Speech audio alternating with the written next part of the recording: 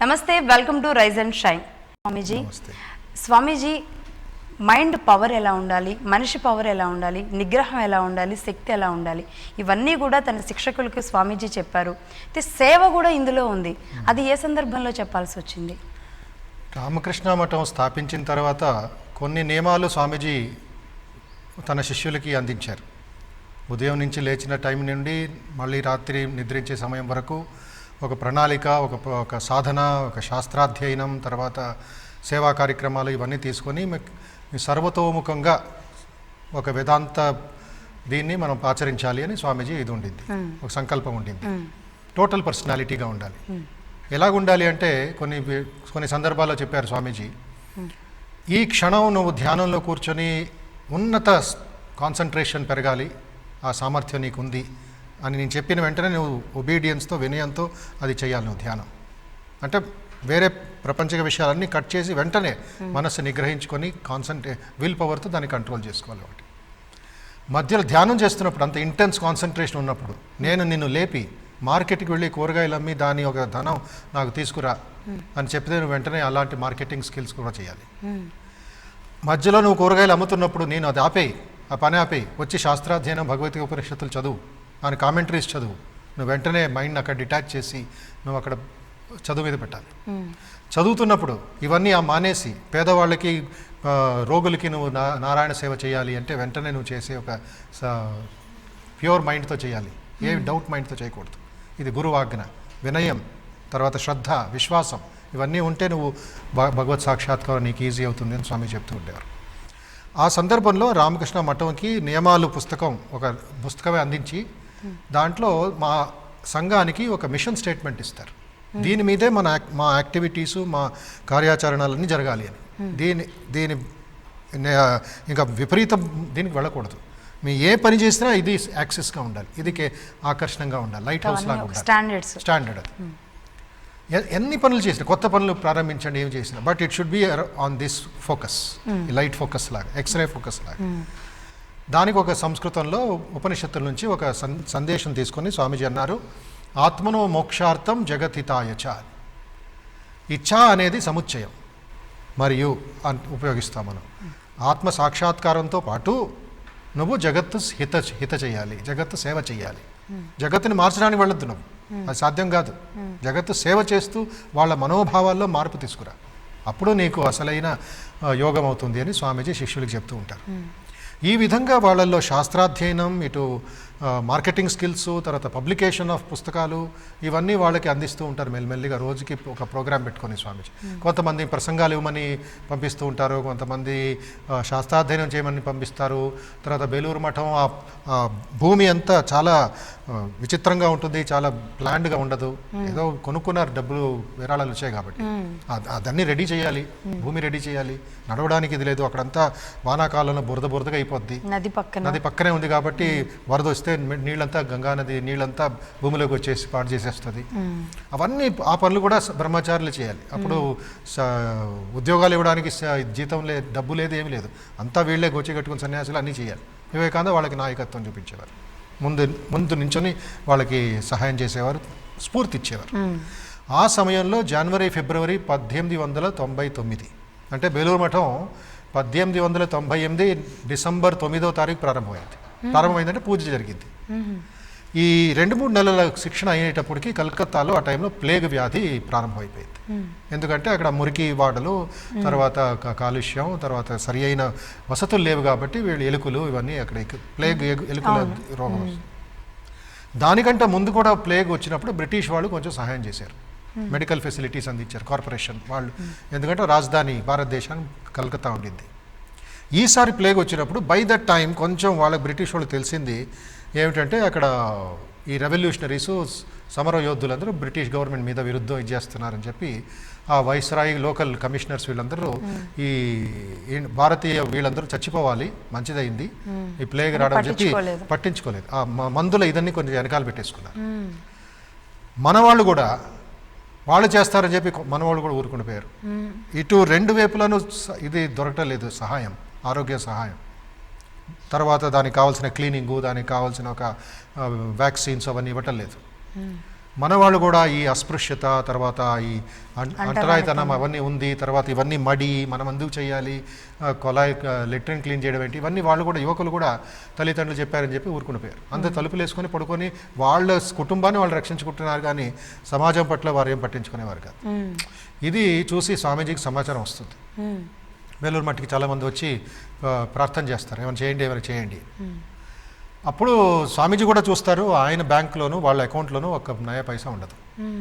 వెంటనే ఆలోచిస్తారు, అందరినీ కలిసి పిలుస్తారు, మీటింగ్ చేసి అవసరమైతే ఈ బేలూరు మట్టు భూమిని మనం ఏం కొన్నామో, ఇంకా బిల్డింగ్లో అంత పెద్ద 2-3 బిల్డింగ్లు మాత్రమే ఉండింది ఆ సమయంలో, ఆ బిల్డింగ్లు అమ్మేసి భూమిని అమ్మేసి ఆ విరాళం ధనమంతా మనం దీనికి ఉపయోగిస్తామని స్వామీజీ ప్లాన్ చేసేస్తారు. అంత ఉన్నత స్థితి, ప్రేమ వాత్సల్యం హృదయం స్పందిస్తుంది స్వామీజీకి. మనం ఎక్కడైనా ఉండొచ్చు కదా, మన సన్యాసులు చెట్టు కిందైనా ఉండొచ్చు, ఎక్కడైనా నది ఒడ్లోనే ఉండొచ్చు, మనకెందుకు కింద భవనాలు అని చెప్పి ప్లాన్ చేసేస్తారు. ఆల్మోస్ట్ అది ఇంకా అమ్మేసే ఒక మాటలు కూడా జరుగుతాయి. ఆ న్యూస్ వెళ్ళి శారదామాత, కలకత్తాలో ఉంటుంది శ్రీమాత శారదాదేవి, ఆవిడకి వెళుతుంది ఈ న్యూస్. కొంతమంది కంగారు అయిపోతారు, అరే ఇప్పుడిప్పుడే కొన్నారు, ఇప్పుడిప్పుడే గురుదేవులు పూజ అయింది, 3 నెలలు కూడా అవ్వలేదు, ఇంత పెద్ద మాట్లాడారు, మళ్ళీ భూమి అమ్మేస్తే మనం ఎక్కడ ఉంటామని శారదామాతకి వెళ్ళి చెప్తే వెంటనే శారదామాత ఒక లేఖ పంపిస్తుంది. నరే నీ పేరులో లేదు అది, ఈ భూమి గురుదేవుల పేరులో ఉంది, నీకు అధికారం లేదు ఇది అమ్మడానికి, నువ్వు అమ్మినా కూడా అంత పెద్ద నువ్వు సహాయం చేయలేవు, ఇది చాలా పెద్ద ఎత్తున జరుగుతుంది, ఇది కేవలం కొన్ని 1000 రూపాయలకు మాత్రం నువ్వు ఆ బిల్డింగ్ ఈ భూమిని అమ్మేస్తే భవిష్యత్తులో ఎవరు ఇంకేం పని చేయగలరు, నా బిడ్డలు నా శిష్యులు మళ్ళీ వచ్చినప్పుడు, నీ శిష్యులు వచ్చినప్పుడు వాళ్ళకి తల ఆనుకోవడానికైనా కొంచెం ఒక దిండైనా ఉండాలి, ఒక బిల్డింగ్ రూమ్ అయినా ఉండాలి, నువ్వు ఈ వర్తమాన దీనికోసం చూడదు, భవిష్యత్తు కోసం చూడు నాయన, ఇది దయచేసి నువ్వు ఇది అమ్మడానికి నీకు అధికారం లేదు. ఒక్క లేఖతో స్వామీజీ వినయమూర్తి అయిపోతారు. ఆయనలో ఉంటే నేను చేయాలి, ఇది చేయాలి, ఇది సేవ చేయాలనే భావం పోయి, నీ తల్లి ఆజ్ఞ ఎంత వీలైతే నేను అంత చేస్తాను అని చెప్పి స్వామీజీ ముందుకు వస్తారు. ఇక్కడ ఏమిటంటే ఆ సమయంలో సిస్టర్ నివేదిత, అంటే సోదరి నివేదిత ఆయన శిష్యురాలు, అప్పుడే కలకత్తాలో స్కూళ్ళు ప్రారంభిస్తుంది అమ్మాయిలకి, బాల్య వివాహం చేసుకున్న అమ్మాయిలకి, బాల్యంలోనే వాళ్ళ భర్తలు పోయిన అమ్మాయిలకి ఇంటింటికి వెళ్ళి చేయి పట్టుకొని వాళ్ళకి పిలుచుకొని, సోదరి నివేదిత ఆవిడికి ఇంగ్లీష్ ఎడ్యుకేషన్ వచ్చు, బట్ ఫస్ట్ ఎయిడ్ వచ్చు, మెడిసిన్ ఎలాగ ఇవ్వడం వచ్చు, ఇంజెక్షన్స్ ఎలాగ ఇవ్వడం వచ్చు, ఆవిడని ముందుకు పంపిస్తారు స్వామీజీ. చూడండి, ఈ ధ్యానం చేస్తున్న బ్రహ్మచారులు స్వామీజీలందరూ, సన్యాసులందరినీ స్వామీజీ ఇంకా ధ్యానం నుంచి లేపి వీధుల్లోకి పంపిస్తారు. మొట్టమొదటిసారి భారత ఇతిహాసంలోని సన్యాసులు అన్నీ వదిలేసి వీధుల్లో చీపురు కట్టు పట్టుకొని వస్తారు. ఇది నమ్మలేని పరిస్థితి, అది ఆర్థడాక్స్ దీనికంటే విరుద్ధం. ఇది సన్యాసి అంటే ఆర్థడాక్స్, ఇలాంటి పనులు చేయకూడదు, కర్మ లేదు అతనికి, వంట కూడా చేసుకోకూడదు, అంతా జ్ఞానము, భక్తి, పూజ, ధ్యానము, భజనలు అంతే. భిక్షకు వెళ్ళచ్చు, భిక్ష ఏది దొరికితే అది తీసుకొని పడుకోవచ్చు, ఆ ధ్యానం చేసుకోవచ్చు. బట్ ఇక్కడ చూస్తే వీళ్ళు చీపురు కట్ట పట్టుకొని, ఇంజక్షన్లు పట్టుకొని, ఫస్ట్ ఎయిడ్ కిట్లు పట్టుకొని వీధిలో తిరుగుతుంటే అందరికీ ఆశ్చర్యం అవుతుంది. కొన్ని ప్రదేశాల్లో స్వామీజీ స్వయంగా ఆయనే చీపురు కట్ట పట్టుకొని పార తీసుకొని లెట్రిన్లు, ఈ మురికి వాడలు క్లీన్ చేస్తున్నారు.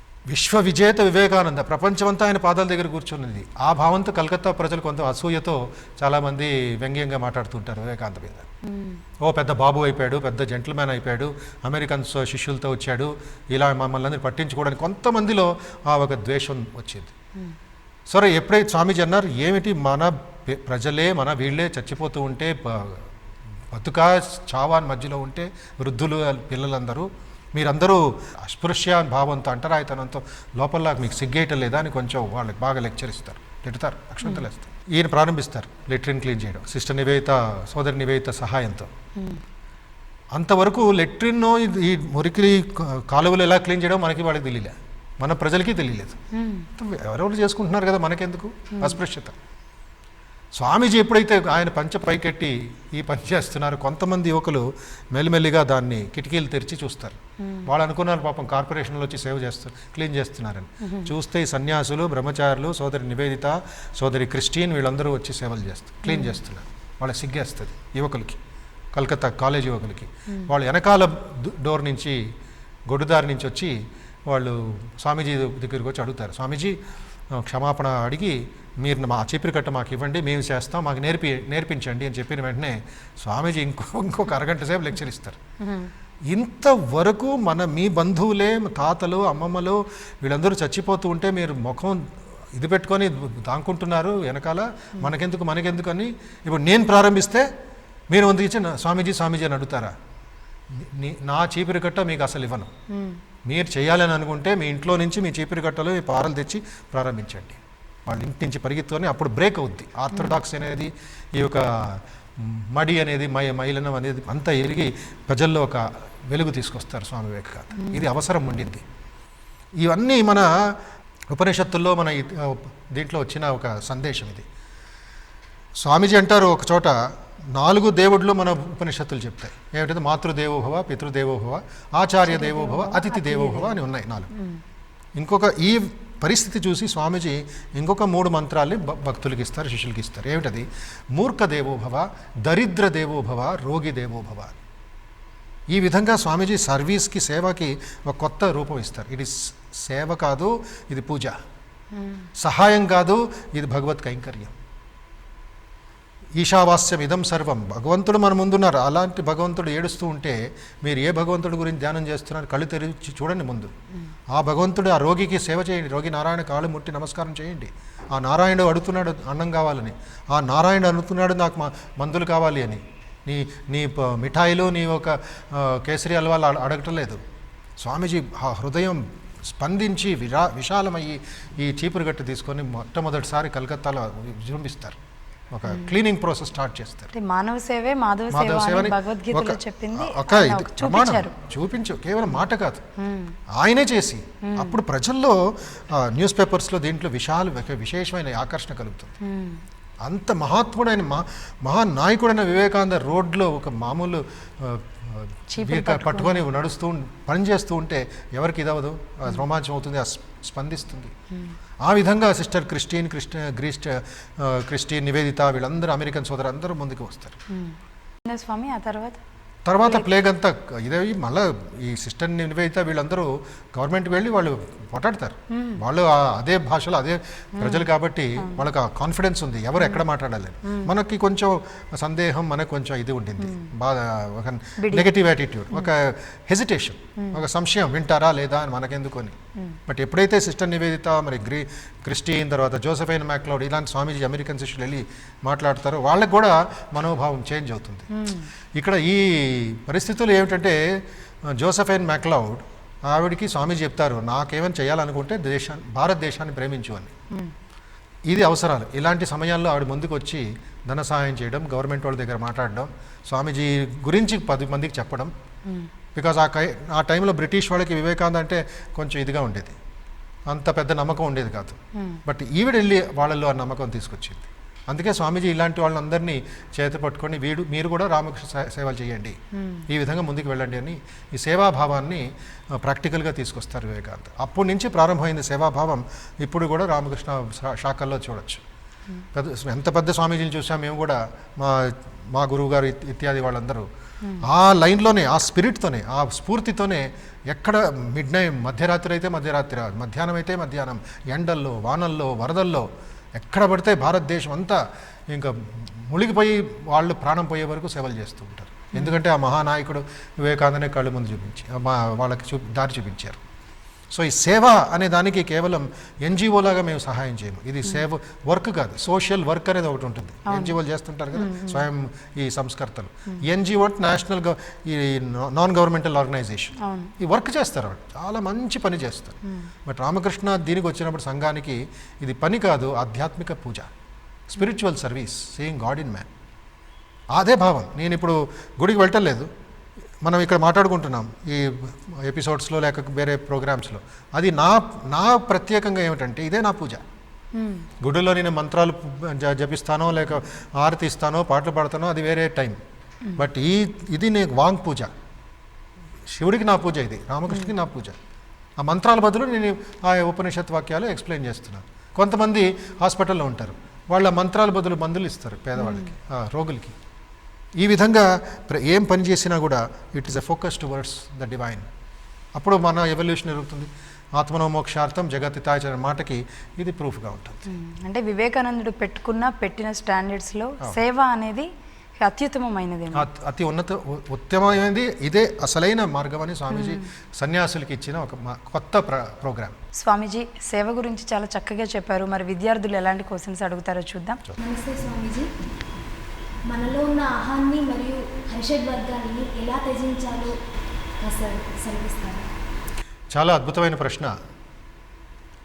ముందు ప్రతి ఒక్కళ్ళు ఆలోచించాలి, సాధకులైనా సరే, యువకులైనా సరే, పెద్దవాళ్ళైనా సరే, పండితులైనా సరే, ఈ అహం అనేది లేక వేరే అరిషడ్ వర్గాలు అనేవి ప్రకృతిలో ఒక అంశమే. అది లేకుండా ప్రకృతి అనేది లేదు, పుట్టుక అనేది లేదు. ఎవరు ఇది జయిస్తారో వాళ్ళు పరమాంస అవస్థ పొందినవారే, వాళ్ళు ముక్తిని పొందినవారే, జీవన్ముక్తులని మనం పిలుస్తాం. అదేవిధంగా మన వర్తమాన దీన్ని మనం ఎలాగ ఆలోచించాలంటే, దీన్ని జయించేదానికంటే దీనికి ఒక మార్గం చూపించడం చాలా మంచిది. Self mastery. ఈ మన ముఖంలో మన శరీరంలో 5 ఇంద్రియాలు ఉన్నాయి, 10 ఇంద్రియాలు ఉన్నాయి. అంటే 5 కర్మ ఇంద్రియాలు, జ్ఞాన ఇంద్రియాలు. జ్ఞానంతో జ్ఞాన ఇంద్రియాలతో మనం ఇన్ఫర్మేషన్ పొందుతున్నాం ప్రతిరోజు. కర్మ ఇంద్రియాలతో పనిచేస్తున్నాం. బాడీ ప్యూరిఫికేషన్ జరుగుతుంది, కాళ్ళు చేతులు ఇవన్నీ కర్మ ఇంద్రియాలు. జ్ఞాన ఇంద్రియాలతో ఇన్ఫర్మేషన్, కర్మ ఇంద్రియాలతో మన యాక్షన్. ఈ జ్ఞానం కదా ఇంపార్టెంట్ కర్మకి. కర్మ చేయాలంటే జ్ఞానం ఉండాలి. ఎగ్జామ్ రాయాలంటే జ్ఞానం ఉండాలి, సైన్స్ మీద, మీ బాటనీ మీద, మీ సీఏ మీద. సో ఎప్పుడైతే ఈ జ్ఞాన ఇంద్రియాలని మనం కంట్రోల్ చేస్తామో, అంటే డైరెక్షన్ ఇస్తామో, ట్రైనింగ్ ఇస్తామో, అప్పుడు ఆటోమేటిక్గా అరిషడ్ వర్గాలు ప్యూరిఫై అయిపోతాయి. ఈ కామం అనేది ఉంది. కామం is the main source of all trouble జీవితంలో. కామం అంటే ఇక్కడ మన పురుషార్థాల్లో ధర్మార్థ కామ మోక్ష, అక్కడ కూడా కామం గురించి మనం ఇది ఇచ్చారు. ఈ కామం ఎనిమి కూడా అవ్వచ్చు, మీ శత్రువు కూడా అవ్వచ్చు, మీ మిత్రుడు కూడా అవ్వచ్చు. కామం అనేది ఒక డిజైర్ టు ఎంజాయ్. తినడం ఒక కామమే, తర్వాత ఇంకో శరీరాన్ని ఎంజాయ్ చేయడం కామమే, మంచివి ఇది వేసుకోవడం కామమే, ఇవన్నీ ఉన్నాయి. అప్పుడు ఈ కామంని దాన్ని ప్యూరిఫై చేస్తే అది హయ్యర్ వాల్యూస్కి తీసుకువెళ్ళే ఒక సామర్థ్యం మనకు వస్తుంది. కామంని ప్యూరిఫై చేయకపోతే అనెథికల్ డిజైర్స్ వస్తాయి, అవసరం లేని కోరికలు వస్తాయి. ఇది సంపాదిద్దాం, అది ఎంజాయ్ చేద్దాం, నా పక్కనే ఉంటే ఎంత బాగుంటుంది, నా చేతిలోనే ఉంటే ఎంత బాగుంటుంది, నా రూమ్లోనే ఉంటే ఎంత బాగుంటుంది. ఈ కామం వల్ల వాంఛనలు ఎక్కువైపోతున్న కారణం వల్ల మనం సమాజంలో ఈ క్రైమ్స్ చూస్తూ ఉన్నాం. ఎంతమంది పోలీసు వాళ్ళు ఉన్నా, ఎన్ని కెమెరాలు ఇన్స్టాల్ చేసినా ఎందుకో ది క్రైమ్స్ ఎక్కువ అవుతున్నాయి? బికాజ్ కామంకి మనం ప్యూరిఫై చేయలేదు. It is being used. దాన్ని నిప్పును ఆపటం లేదు. We're giving a wrong direction to it. అప్పుడు ఏమవుతుంది, మన మైండ్ కూడా వీక్ అవుతుంది, మన పర్సనాలిటీ వీక్ అవుతుంది, మనం ఇంకా క్రైమ్స్కి మనం ఇదవుతాం. అందుకే శ్రీకృష్ణుడు అంటాడు, ఈ వర్తమాన పరిస్థితుల్లో 2 శత్రువులు మన జీవితంలో ఉన్నాయి. ఎందుకు ఆన్సర్ ఇస్తాడు శ్రీకృష్ణుడు అంటే, అర్జునుడు ఒక అద్భుతమైన ప్రశ్న ఇస్తాడు. నువ్వు ఇచ్చిన ప్రశ్నకే ఇంకొక రూపం ఇస్తాడు అతను. అతకేన ప్రయుక్తోయం పాపం చరతి పూరుష. ఎందుకు ఒక వ్యక్తి పాపం చేస్తాడు, ఎందుకు ఒక వ్యక్తి చేయకూడదు అని ఉంటాడు, బట్ ఏదో బలం చేయిస్తుంది. ఏమిటా బలం చెప్పగలవా? ఎందుకు ఒక వ్యక్తి పాపం చేస్తాడు, క్రైమ్ చేస్తాడు అని. అప్పుడు శ్రీకృష్ణుడు అంటాడు, ఈ ప్రకృతిలో 2 శత్రువులు ఉన్నారు. కామయేష క్రోధయేష రజోగుణ సముద్భవ. రజోగుణ నుంచి వచ్చిన కామము మరియు క్రోధము ఒక వ్యక్తిని చెడ్డ పని చేయడానికి తను తోస్తుంది ముందుకి. మహాశనో మహాపాప్మ విద్యేన మిహ వైరిణం. ఇహ అంటే ఈ ప్రపంచంలో వైరి, శత్రువు. మన జీవితంలో ఆ శత్రువు కామ క్రోధ. లోభ మోహ మద మాత్సర్య అది తన మిత్రులు. ఎక్కడ ఈ 2 ఉంటాయి, ఈ 4 వస్తూ ఉంటాయి. సో మెయిన్ రూట్ని మనం కనుక్కొని ఆ రూట్ని కట్ చేస్తే అప్పుడు ఆటోమేటిక్గా మనం జయించినట్లు అవుతుంది, సెల్ఫ్ మాస్టరీ వచ్చినట్లు అవుతుంది. ఎలా జయించడం? మళ్ళీ వెనకాలకు పెడదాం. ఈ 5 గుర్రాలని కంట్రోల్ చేయడం. 5 పంచేంద్రియాలు గుర్రాలు లాంటివి. ఈ రేస్ కోర్సులో మీరు అడవిలోంచి తెచ్చిన గుర్రాలని పరిగెత్తు అంటే అది మళ్ళీ అడవిలోకి పరిగెడతాయి. దానికి తెలియదు, ఆ కోర్సులో ఆ రూట్లో వెళ్ళాలి అని పాపం గుర్రాలకి తెలియదు కాబట్టి మళ్ళీ అది ఎక్కడి నుంచి వచ్చాయో అక్కడికి వెళ్ళిపోతాయి. మన ఇంద్రియాలు, మన ఎనర్జీ అలాగే. సో ప్రతిరోజు ఆ ట్రైనింగ్ ఇస్తూ ఉండాలి దాన్ని. ఏది చూడాలి, ఏది వినాలి, ఏది మాట్లాడాలి, ఎంత మాట్లాడాలి, ఏమి తినాలి, తర్వాత ఏం స్పృశించాలి. ఇక్కడ ఉండే ఎడ్యుకేషన్ అప్పుడు మనకి వివేకానంద చెప్పింది యూస్ఫుల్గా ఉంటుంది. We want that education by which character is formed అంటారు. శీల నిర్మాణం అయ్యే విద్యాభ్యాసం కావాలి, శీల నిర్నామం అయ్యేది కాదు. ఉండేది కూడా పోయేది కాదు. ఉదాహరణకి సీతామాత అశోకవనంలో ఉన్నప్పుడు వాల్మీకి అంటాడు, ఆవిడికి ఎవరు రక్షించారు ఆ సమయంలో? ఎవ్వరూ లేరు పక్కన, రాక్షసీలే పక్కనంతా టెంప్టేషన్ చేసిన వాళ్ళే. అయితే ఆవిడికి ఒక మంచి పవర్ ఉండింది, స్వశీలేన రక్షిత సీత. తన శీలమే, తన క్యారెక్టరే సీతామాతను రక్షించింది ఆ సమయంలో రావణాసుని టెంప్టేషన్స్ నుంచి. ఇక్కడ కామం ఆవిడ జయించింది కదా. రావణుడు కామస్వరూపుడు, అన్ని అందమైన రూపాల్లో వచ్చాడు, బట్ షీ కాంకర్డ్ హిమ్. అతను ముఖమే చూడలేదు, బికాజ్ తనలో ఆ సౌశీల్యం ఉండింది, ఆ పవిత్రత ఉండింది. సో మీరు కామం ఉండేదానికి, క్రోధం ఉండేదానికి ప్యూరిఫై చేసుకోండి. ఆటోమేటిక్గా మీ లైఫ్ ఒక మంచి గుర్రం హైవేలో పరిగెత్తి తన గోల్ రీచ్ అయ్యే వరకు ఎలా వేగంగా ఉంటుందో మన లైఫ్ కూడా ఉంటుంది. అప్పుడు స్వామీజీ యువకుల మీద పెట్టిన ఒక విశ్వాసం, ఒక మంచి ప్రేమ మీ అందరి మీద ఉంటుందని ఈ ప్రశ్నకి సమాధానం అని తెలుసుకోవచ్చు. చాలా బాగుంది స్వామి. సౌశీల్యత గురించి ఎంత చక్కగా చెప్పారో, అదేవిధంగా అత్యుత్తమమైన అత్యున్నతమైన సేవా మార్గం చాలా చక్కగా వివరించారు. Thank you very much. చూశారు కదా, స్వామి వివేకానంద తన శిష్యులకు ఇచ్చిన కొన్ని స్టాండర్డ్స్లో సేవకు సంబంధించిన ఎంత చక్కగా వివరించారు, సేవే మార్గంగా కూడా చక్కగా వివరించారు. రేపటి ఎపిసోడ్లో మరికొన్ని వివరాలు తెలుసుకుందాం. Rise and shine, HMTV, flat number 1042, road number 52, Jubilee Hills, Hyderabad, pin code 5,33,000. Email ID riseandshine@hmtv.in.